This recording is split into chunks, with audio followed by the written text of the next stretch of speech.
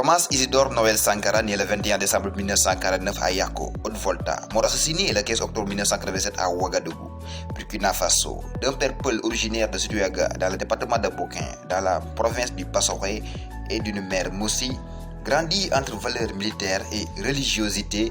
Son père est un ancien combattant et prisonnier de guerre de la Seconde Guerre mondiale. À la fin des années 1970 et au début des années 1980, la Haute-Volta, telle que s'appelait alors le Burkina Faso, connaît une alternance de périodes autoritaires et de démocratie parlementaire. Les personnalités politiques sont coupées de la petite bourgeoisie urbaine politisée et cette scission est renforcée par des scandales financiers. Cela amène des jeunes officiers ambitieux et désireux de moderniser le pays, comme Thomas Sankara, à s'investir en politique, se posant en contraste avec des hommes politiques plus âgés et moins éduqués. Un coup d'état militaire a lieu en novembre 1980, mais le nouveau régime, bien que populaire, se montre rapidement répressif et lie l'armée à des scandales. Thomas Sankara ne participe pas au coup d'état, mais ne s'y oppose pas non plus. Populaire, il est nommé en septembre 1981 secrétaire d'État à l'information dans le gouvernement du colonel Saïd Zerbo avant de démissionner en réaction à la suppression du droit de grève, déclarant le 21 avril 1982 en direct à la télévision « Malheur à ceux qui bâillonnent le peuple ». Il est alors dégradé et chassé de la capitale. Le 7 novembre 1982, un nouveau coup d'État porte au pouvoir le médecin militaire Jean-Baptiste Ouédraogo. Plus tard, ce dernier assurera que le coup d'État avait été préparé au seul profit de Thomas Sankara, mais que ce dernier avait décliné l'offre au dernier moment. On l'avait donc choisi contre son gré parce qu'il était l'officier le plus ancien dans le grade de commandant. Sankara devient Premier ministre en janvier 1983 d'un conseil de salut du peuple CSP, position acquise grâce au rapport de force favorable au camp progressiste au sein de l'armée. Il se prononce ouvertement pour la rupture du rapport néocolonial qui lie la Haute-Volta à la France. Lorsque le peuple se met debout, l'impérialisme tremble.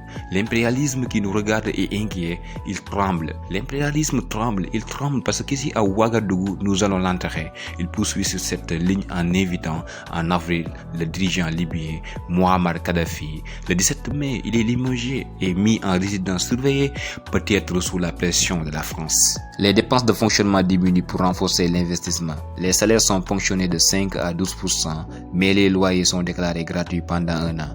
Par exemple, Sankara, arrivant au pouvoir, se rend compte que les ministres se déplacent en Renault 25, voiture haut de gamme.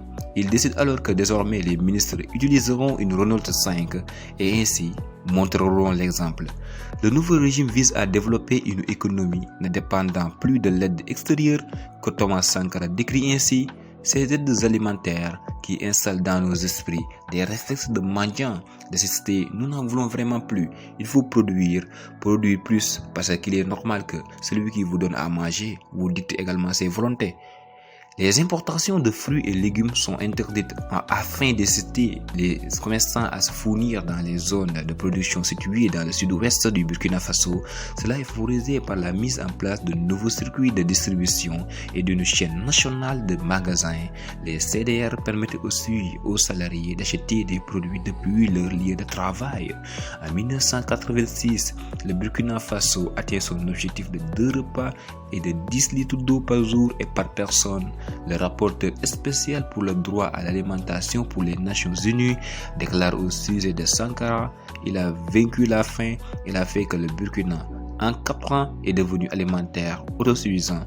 Les fonctionnaires sont incités à porter l'habit traditionnel Faso d'Anfani, ce qui conduit de nombreuses femmes à obtenir un revenu propre en tissant ce vêtement directement chez elles. Soucieux de l'environnement, il dénonce des responsabilités humaines dans l'avancée du désert. En avril 1985, le Conseil national de la Révolution lance ainsi les 3 luttes: fin des coups de bois abusifs et campagne de sensibilisation concernant l'utilisation du gaz, fin des feux de brousse et fin de la divagation des animaux. Le gouvernement mène des projets de barrages alors que des paysans construisent parfois eux-mêmes des retenues d'eau.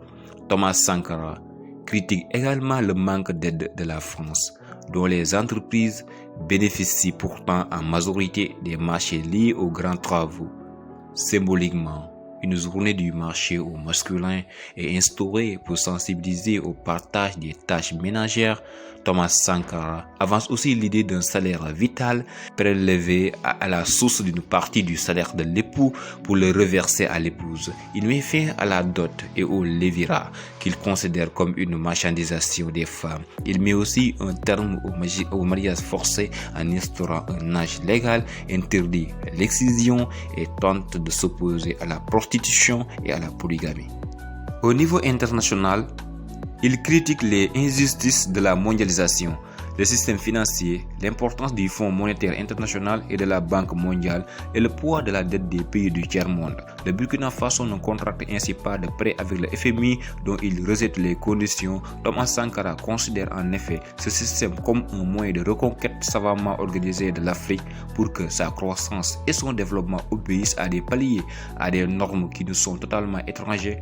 Anticipant la réaction des pays occidentaux, il insiste à Addis Abeba en 1987 sur la nécessité d'un refus collectif des pays africains de son paiement. Si le Burkina Faso tout seul refuse de payer la dette, ce ne serait pas là à la prochaine conférence. 3 mois avant son assassinat, il prononce pendant un sommet de l'Organisation de l'Unité africaine à Addis Abeba en 1987 un discours passé à la postérité dans lequel il contestait la légitimité de la dette de son pays et appelle à une action collective de pays africains. Nous estimons que la dette s'analyse d'abord de par ses origines. Les origines de la dette remontent aux origines du colonialisme. Ceux qui nous ont prêté de l'argent, ce sont ceux-là qui nous ont colonisés. Ce sont les mêmes qui géraient nos États et nos économies. Ce sont les colonisateurs qui endettaient l'Afrique auprès des bailleurs de fonds, leurs frères et cousins. Nous étions étrangers à cette dette. Nous ne pouvons donc pas la payer. La dette, c'est encore le néocolonialisme où les colonisateurs se sont transformés en assistants techniques. En fait, nous devrions dire qu'ils se sont transformés en assassins techniques. Et ce sont eux qui nous ont proposé des sources de financement, des bailleurs de fonds internes que l'on emploie chaque jour, comme s'il y avait des hommes dont le bâillement suffisait à créer le développement chez les autres. Thomas Sankara définit son programme comme anti-impérialiste, en particulier dans son discours d'orientation politique écrit en septembre-octobre 1983 par Valéry Sommet et enregistré dans la salle du Conseil de l'Entente puis diffusé à la radio le 2 octobre 1983. À cet égard, la France devient la principale cible de la rhétorique révolutionnaire. Ces attaques culminent avec le déplacement de François Mitterrand au Burkina Faso en novembre 1986, au cours duquel Thomas Sankara critique violemment la politique de la France pour avoir reçu Pieter Botha, le premier ministre d'Afrique du Sud, et Jonas Savimbi, chef de l'UNITA, l'un et l'autre couverts de sang des pieds jusqu'à la tête. L'aide économique française est réduite de 80% entre 1983 et 1985. Guy Pen, conseiller au président François Mitterrand sur les affaires africaines, organisait en France une campagne médiatique de dénigrement à l'encontre de Thomas Sankara en collaboration avec la DGSE qui fournit à la presse une série de documents sur de supposées atrocités destinées à alimenter des articles à charge. En fin d'après-midi du 15 octobre 1987, Thomas Sankara et 6 membres de son cabinet sont réunis dans une salle du Conseil de l'Entente à Ouagadougou. L'objet de la réunion concerne la création d'un parti politique unique de gauche afin de contrer l'émergence des contestations. Dès le début de la réunion, un commando militaire fait irruption dans le bâtiment en décimant la garde rapprochée de Sankara, puis parvient à la salle de réunion où il donne l'ordre aux occupants de sortir. D'après le témoignage du seul survivant, le conseiller à la présidence Alouna Traoré, Thomas Sankara sort le premier, les mains en l'air, en disant aux membres du cabinet « Ne bougez pas, c'est de moi qu'ils ont besoin ». Puis il est abattu par les assaillants. Les autres membres subissent le même sort, sauf Traoré qui est conduit dans une autre salle où il retrouve d'autres collègues. Ainsi que le gendarme Patenema Sore et Der Somda, le chauffeur de Thomas Sankara, au soir du coup d'État, un communiqué lu à la radio annonce la dissolution du Conseil national de la Révolution et la démission du président Sankara remplacé par Blaise Compaoré. N'oubliez pas de vous abonner et d'activer la cloche de notification pour ne pas rater les prochaines vidéos. Merci.